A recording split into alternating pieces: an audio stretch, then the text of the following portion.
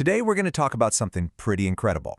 We're unlocking the story behind one of the most ambitious scientific projects of the entire COVID-19 crisis, the mission to build a national data library right in the middle of a global pandemic. So let me ask you a question. When a brand new virus pops up and the entire world is just scrambling for answers, what do you think is the single most powerful weapon we have to fight back? You guessed it, it's data. Raw, detailed, patient-level data. That's the key. It's how we figure out who gets sick, what treatments actually work, and ultimately, how we can save lives. But here's the catch, and this was the exact problem in 2020. The data was out there, but it was basically inaccessible. It was like a modern-day Tower of Babel. Every single hospital's electronic health record system was speaking its own unique language, trapping these critical insights inside thousands of completely isolated digital silos. And you know, this fragmentation, it created what you could only call a pandemic of questions. In those early days, our doctors, our scientists, our public health officials, they were essentially flying blind. The questions they were asking were so urgent, and the stakes just could not have been higher. You had doctors trying to figure out which drugs might help a patient on a ventilator, researchers trying to understand why some people got critically ill and others were totally fine. We needed answers, and man, we needed them fast.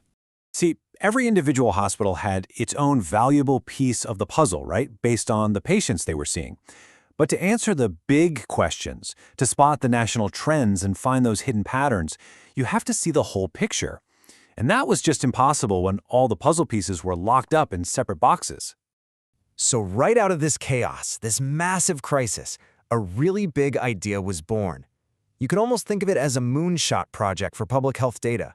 It was called the National COVID Cohort Collaborative, or N3C for short. And the mission? Well, it was audacious, to say the least. Convince hospitals all across the United States to pool their patient data into one gigantic, secure, and fully harmonized database so we could all fight the pandemic together. But, you know, to pull something like this off, you need a lot more than just good technology. You need trust. The N3C wasn't just some tech challenge. It was built on this solid foundation of shared principles, things like transparency and security, to make sure that everyone from the hospitals contributing data to the researchers using it was all in on the same collaborative goal. So the big question is, how did they actually do it? I mean, how do you take data from dozens and dozens of different systems and somehow turn it into a single usable resource for science? Well, the whole project was organized into 5 major work streams, kind of like a massive assembly line. Each one was responsible for a critical part of the process, from hashing out the legal agreements all the way to getting the final data ready for scientists to analyze.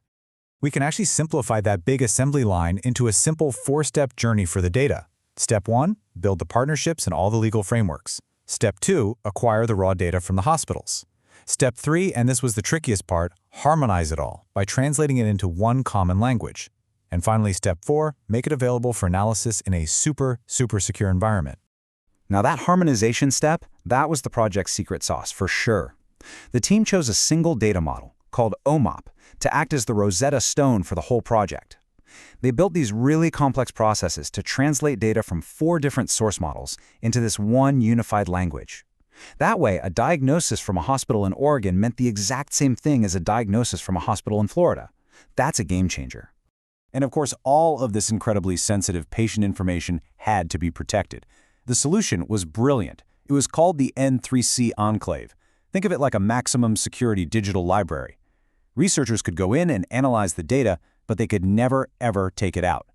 This way, patient privacy was protected while still enabling some absolutely groundbreaking science. To really strike that balance between research and privacy, the Enclave offered 3 different tiers of data access. The most detailed level, the one with things like real dates and zip codes, required extra approval from an ethics board. Makes sense. Then there was a de-identified version that was more widely available, and they even piloted a synthetic data set, which is basically an artificial replica, to open the doors for even more people to get access safely. Really smart stuff. So the bottom line is, did it work? After all this effort, all this ingenuity to build the platform, what secrets was it actually able to unlock? Honestly, the scale of what they achieved is just staggering. So check this out. 72 institutions from all across the country agreed to join the effort. And together, they contributed data from over 200,000 COVID-positive patients. creating a single massive database with more than 1.4 billion rows of clinical data. Just think about that number. An unbelievable resource for researchers to analyze. With that kind of statistical power, researchers could finally get real answers. For example, they could rapidly identify risk factors for those dangerous cytokine storms across a huge population. They could test how effective treatments like convalescent plasma were, getting clear answers in weeks, something that would have taken years before. This wasn't just data anymore. It was a powerful new weapon in the hands of science. But really, the impact of the N3C goes so much further than any single discovery about COVID-19. What it really did was create a whole new model for how science can be done. There's a quote from the research consortium that just sums it all up perfectly. The N3C proved that, and I'm quoting here, open science can be effectively implemented on EHR data at scale. I mean, that's a breakthrough that many people in the field thought was just impossible. So if there's one thing to take away from all this, it's this. The N3C isn't just a COVID-19 database. It's a blueprint. It's a proven model for how the scientific community can come together quickly and safely to fight the next public health crisis, whatever that might be. And that leaves us with one last, really fascinating question. Now that we have this incredibly powerful new tool, this national data library that was forged in the fire of a crisis, what do we point it at next?